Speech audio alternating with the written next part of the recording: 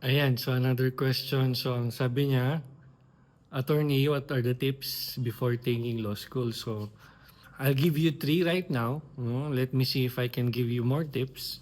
No? The first one is know your whys. Ano ibig sabihin ng know your whys? Know your whys in law school. No? Bakit ka magte-take ng law school? Do you want to be a lawyer? No? Why do you want to be a lawyer? Is it your parents' dream? No?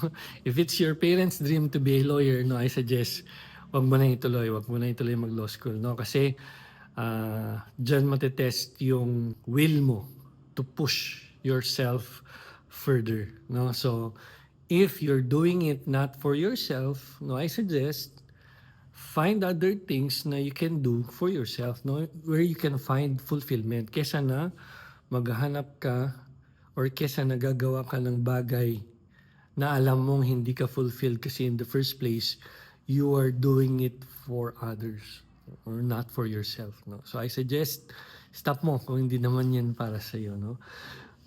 So yun yung important, no? Know your whys.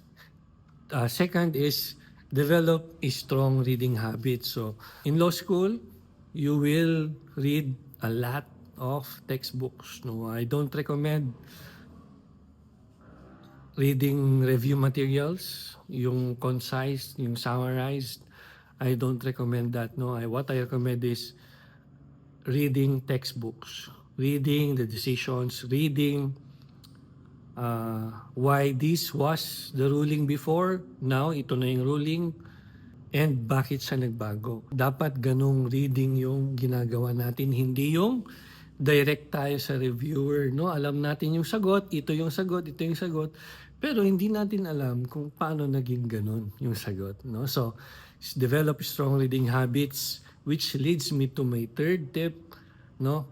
Practice critical thinking, no? Kasi sa law school, you will learn to analyze arguments. If you read more, eventually, no, you will develop this critical thinking kasi nga, let's say for example, you're reading a one paragraph, no, from a certain textbook, no. Pwede mong tanungin, no, what is the main issue in this paragraph? Ano yung gustong sabihin nitong paragraph na to? Kasi yun mamaya yung reading habit mo kapag nag-aaral ka na sa law school, no. Take note, mahirap magbasa ng law books kasi madaming finifeed na information at lalong-lalo na kapag first year ka, akala mo yung binasa mo yun na yung ruling, no? Pero yun pala, mababaliktad pa yung ruling in